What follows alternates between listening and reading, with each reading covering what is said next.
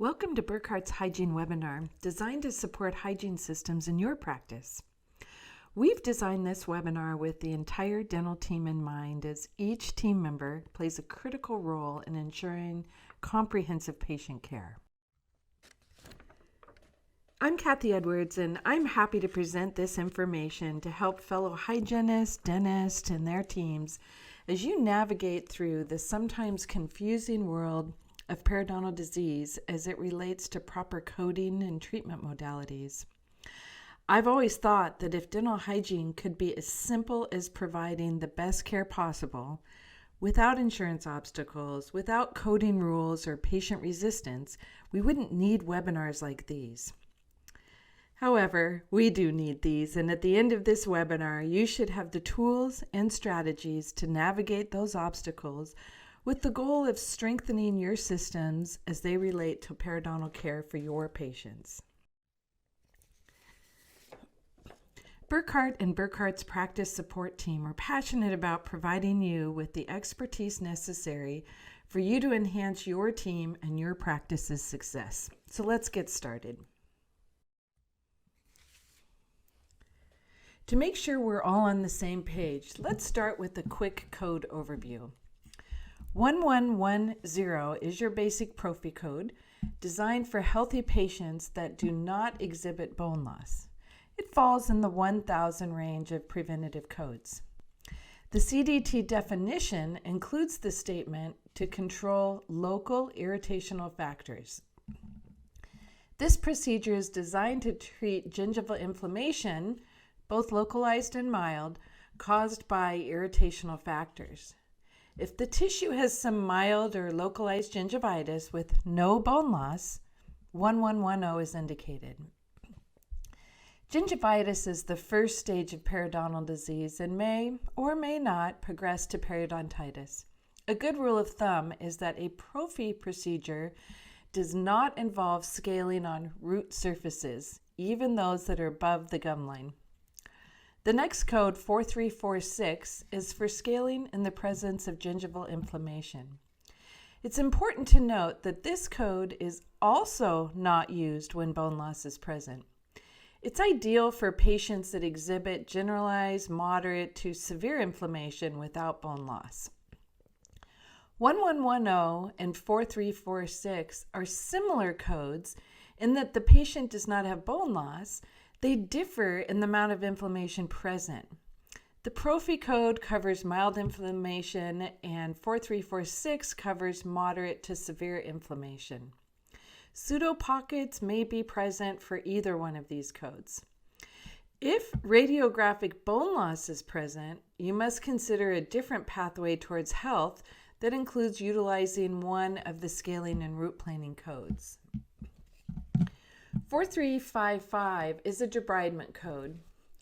This is justified if it's not possible to do a comprehensive clinical exam due to the level of buildup of calculus or plaque on the teeth. The patient typically has a debridement and returns on a different day for the exam. 4355 should be followed with a comprehensive periodontal oral eval, known as D0180, and not a comprehensive oral eval, known as D0150. 4355 should not be considered definitive treatment and should not be done routinely on all new patients. It's more of a preliminary process to allow the dentist an opportunity to do a comprehensive exam. Your clinical notes should reflect the necessity of a D4355 by the supervising clinician. You'll need to do a definitive hygiene surface, either a prophy 1110 or 4346, or root planing 4341 or 4342 after that exam is done. 4355 can be difficult to gain insurance coverage for and is used infrequently. 4910, the next code, is for maintenance. This is done after a patient has been treated for disease, usually through SRP or periodontal therapy, and are now stable. 4910 can also be reported after a surgical procedure, namely gingival flap or osseous surgeries. 4910 needs a trigger code for acceptance in insurance world The trigger codes are 4341 or 4342, your SRP codes, 4240 or 4241, your gingival flap surgery codes, or 4260 or 4261, the osseous surgery codes. 4910 is not a preventative code. It's therapeutic and used when patients have bone loss as evidenced on dental films. Typically, a patient that is in a periodontal code will stay in a periodontal code, with few exceptions, for life. 4341 and 4342 are, of course, your SRP codes. 4341 is used to report a full quadrant of scaling and root planing, and 4342 is used to report treatment of 1 to 3 teeth within a quadrant, so a partial quadrant. It is possible to use 4341 and 4342 in different quadrants on the same patient, depending on how they present. An example would be for a patient that needs 4341 for the upper right and upper left, yet on the lower arch they're missing all their molars and only the premolars exhibit bone loss and need SRP. In this case, 4342 would be used for the lower right and lower left. SRP codes are considered to be active therapy in the treatment of periodontal disease. There may be times when a patient only needs active therapy in 1 or 2 quadrants of their entire mouth. In these cases, it's advisable to complete a prophy for the entire dentition and bring the patient back to take care of the quadrants that need active therapy. In this way, you will be reimbursed for the prophy that was provided as well as the SRP. Keep in mind that these codes are written by the American Dental Association to create a language of sorts that dental practices can use to effectively communicate with insurance companies. It removes the need to interpret language as it's reduced to a numerical code. We work with dental practices across the country, and we've heard 4341 described as SRP, SRPC, deep cleaning, periodontal therapy, root planing, etc. Without numerical codes, it would be confusing. Codes are also designed to create consistency among dental practices. A patient with bone loss that extends to the middle third of the root would be identified and coded the exact same way as if they're in Seattle or they're in Houston, as an example. The coding committee meets annually to update these codes. Anyone can make a suggestion to the committee for consideration, including dental workers as well as insurance companies. Fortunately, the American Academy of Periodontology provides detailed guidance to help clinicians select the proper code and treatment based on how the patient presents. The patient should be staged and graded based on the extent of the clinical attachment loss, bone loss, and inflammation present. Historically, clinicians have looked to pocket depths for staging. You can see on the chart in this slide that you also have to look at radiographic bone loss when selecting the stage. In fact, you will see that the AAP refers to radiographic bone loss, noted here as RBL, frequently. As an example, a patient that is in the stage 3 category has radiographic bone loss from CEJ to crestal bone height that extends to the middle third of the root.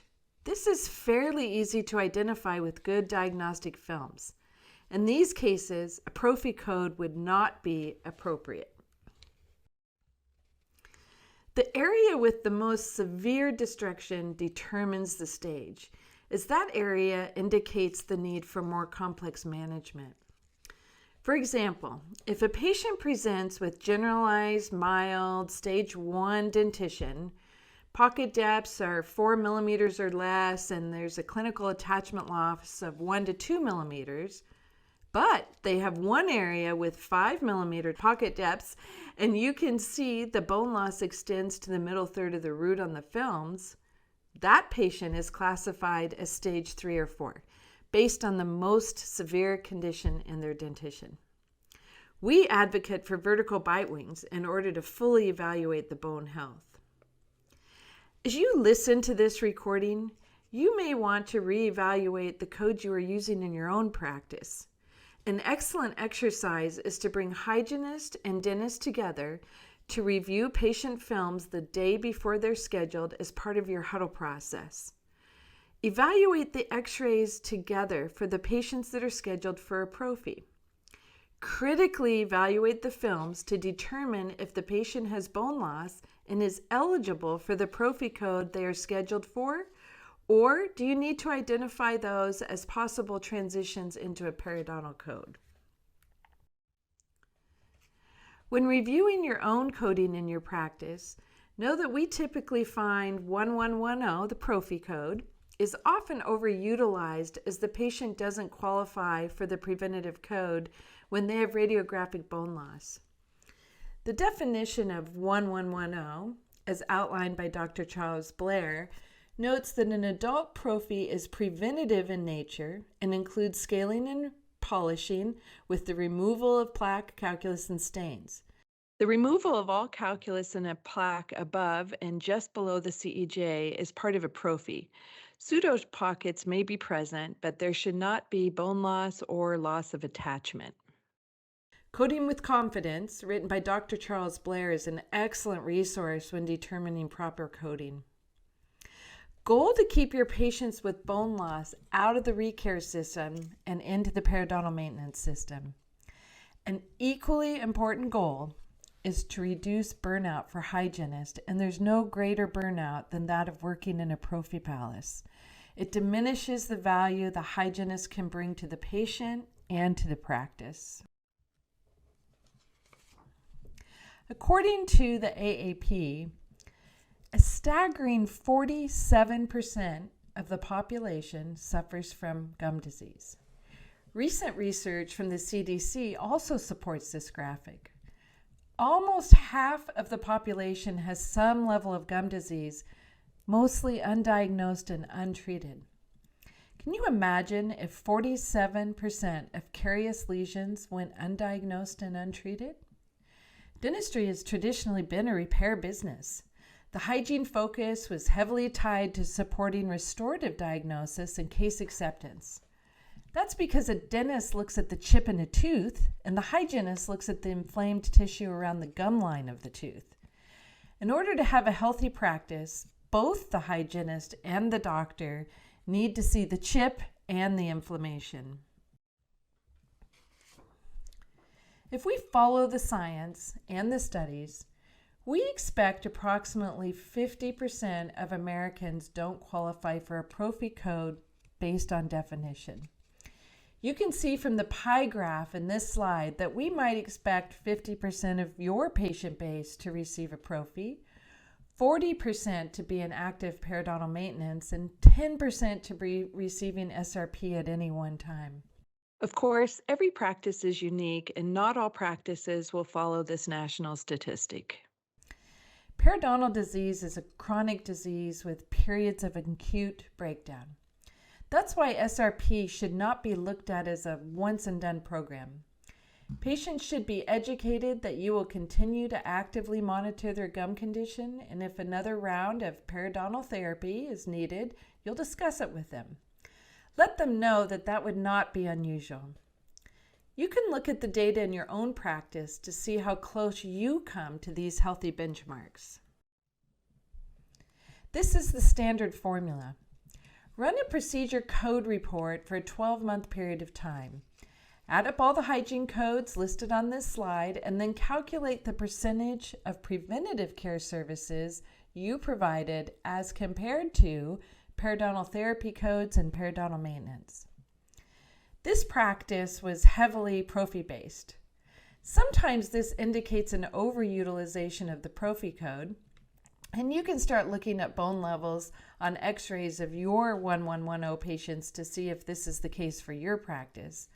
However, there are legitimate reasons why this practice could have a higher prophy rate and still use accurate coding protocols.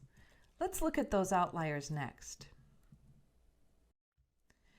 There are 3 common outliers that may exist in your practice causing a legitimate higher than average prophy rate. If you refer your perio patients to a periodontist regularly, we would naturally expect you would have a higher prophy rate. If you have a high demographic of young people, ages 14 to 25, we would expect a higher prophy rate there as well. Most of the studies done to determine periodontal disease statistics do not include 14-year-olds. However, most dental practice systems include 14-year-olds in the adult prophy percentage. There can also be a philosophy of care from the doctor that is heavily weighted towards prophies. If the hygiene team doesn't fully understand the doctor's periodontal philosophy of care, that's the first step to create a healthy program. There are 4 steps to creating this philosophy of care. You'll need to determine in your practice, when do you treat, when do you retreat, when do you refer, and when do you dismiss for noncompliance. You will want some basic guidelines, but also acknowledge that each patient is unique and should be treated on a case-by-case basis. A good example of when to treat could be to identify the periodontal stage the patient is in, identify the level of bone loss, and treat periodontally if bone loss is present. If you do have a patient that refuses periodontal treatment, perhaps they need more information to understand the condition. If they continually refuse treatment and they are an advanced bone loss case, you need to decide how much risk you're willing to take to continue to inappropriately treat them in the hygiene department. At some point, it may make more sense to let the patient know you are still available for all their restorative needs, and you will be providing a referral to a gum disease specialist for future hygiene treatment, as their condition is outside your scope without their willingness to complete the recommended periodontal treatment. A team meeting to discuss the periodontal philosophy of care, where everyone's free to ask questions and review x-rays together, is very beneficial in creating a consistent understanding and approach for treatment among the team. If you have turnover in your team, it's valuable to review the information again.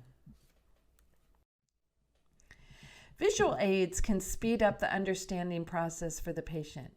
This saves them the energy required to develop a mental image as you are trying to explain their condition. The practice support team has a wellness report available you may edit with your own logo and philosophy.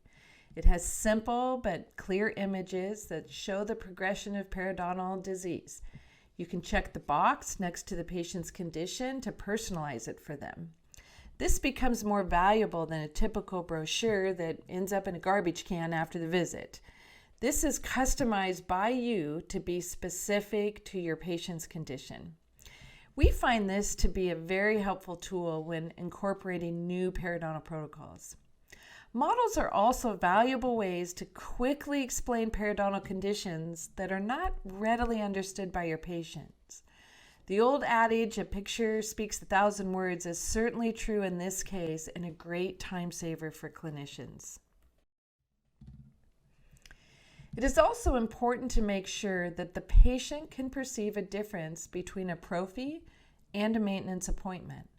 An SRP appointment is not likely to be confused with the prophy or maintenance, but sometimes the prophy and maintenance feels the same to the patient and they don't understand why one has a higher fee.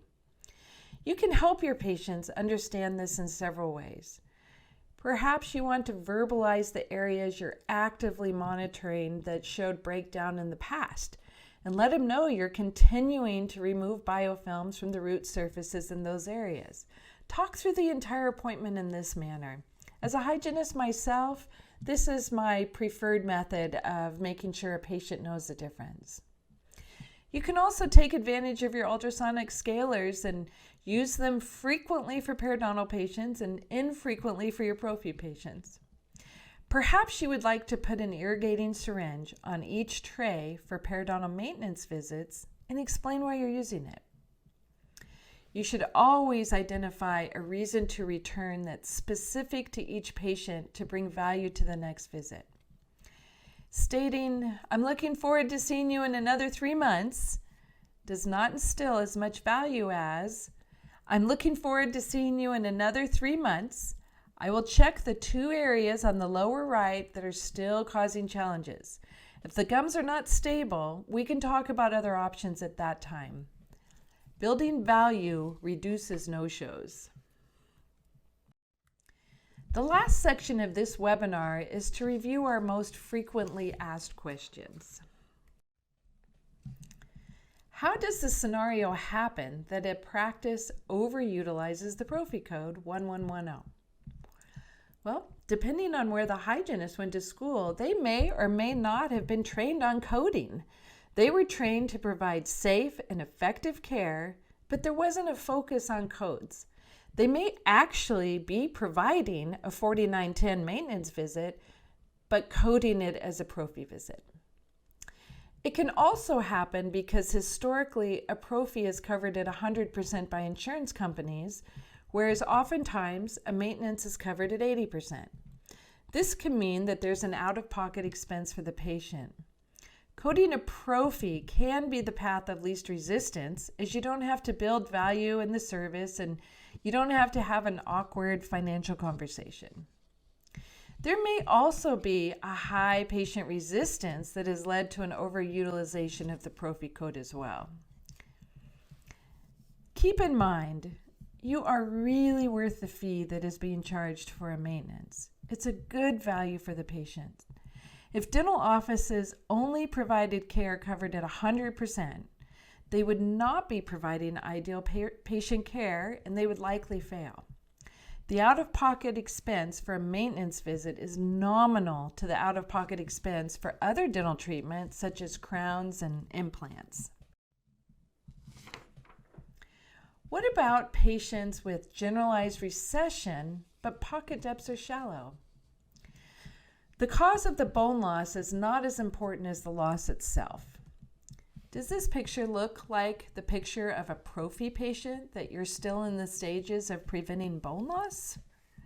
A patient with generalized bone loss is at risk of losing teeth in the future, and they still need close management.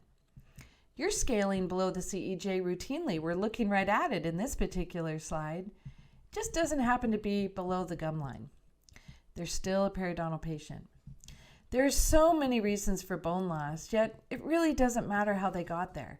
It matters how you treat them now that they are there. Talking points for patients that resist periodontal treatment is a frequently requested resource. Hygienists know what to look for regarding tissue health and bone level and the proper code for the patient, but it can be hard to walk that out when there's resistance from the patient. Benefit from neuroscience studies that tell us you must be influential.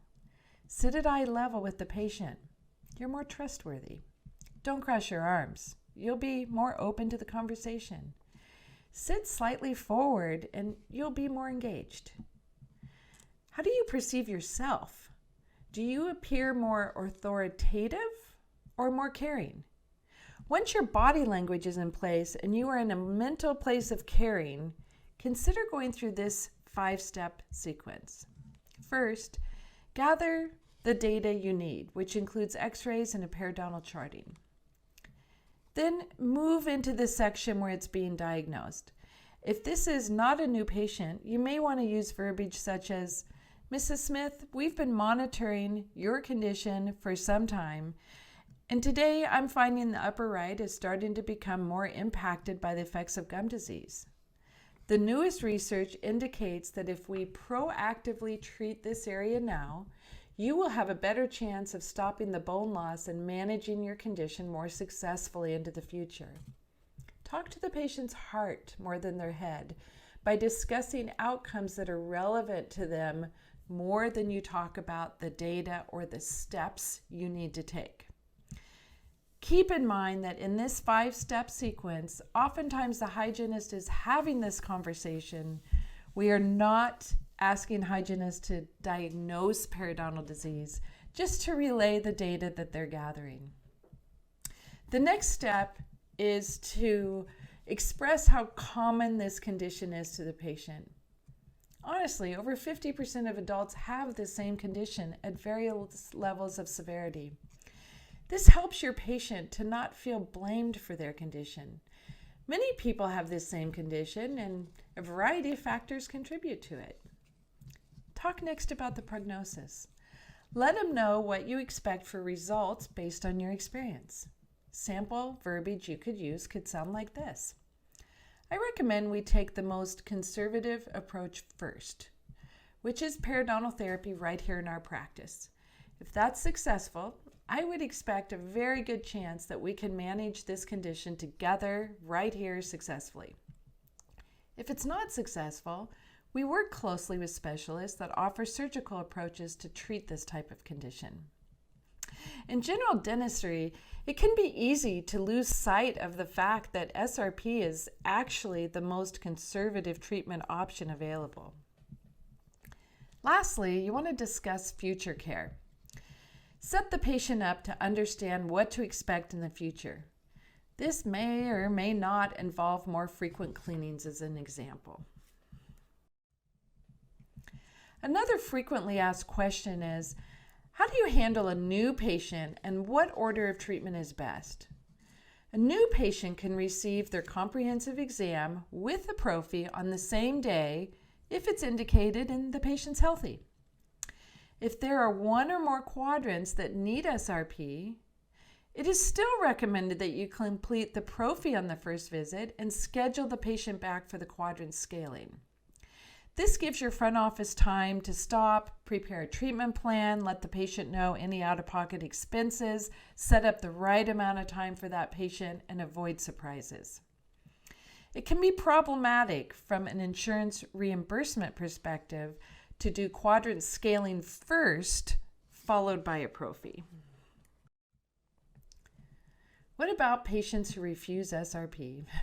We are also asked about how to handle this on a frequent basis. It's a mistake to indefinitely offer a prophy that doesn't provide the service the patient needs. You determine the direction of treatment, and the patient determines the speed. Perhaps you need to space quadrant therapy out more in order to meet their needs. It may be the patient needs more time to consider this recommendation, and you agree to review their condition again at their next hygiene visit. It gives the patient time to process the information, and it gives you another chance to be influential as you discuss the recommendations. A continued refusal that you are not comfortable treating based on your periodontal philosophy of care, so we're not usually talking 1 5mm pocket, we're talking a patient that is well beyond the level of care needed to make sure that they remain stable, and you are not comfortable with a prophy in this situation. You can simply refer that patient out, let them know that you aren't able to meet their hygiene needs, but you can continue to see the patient for their restorative needs. Sometimes a patient refuses treatment because they consider SRP to be an aggressive approach. You can change that perception by letting them know that you would like to provide the most conservative option first, which is to remove the toxins from the root surface here in your office. If it's not effective, you work closely with a specialist that offers surgical approaches for their condition.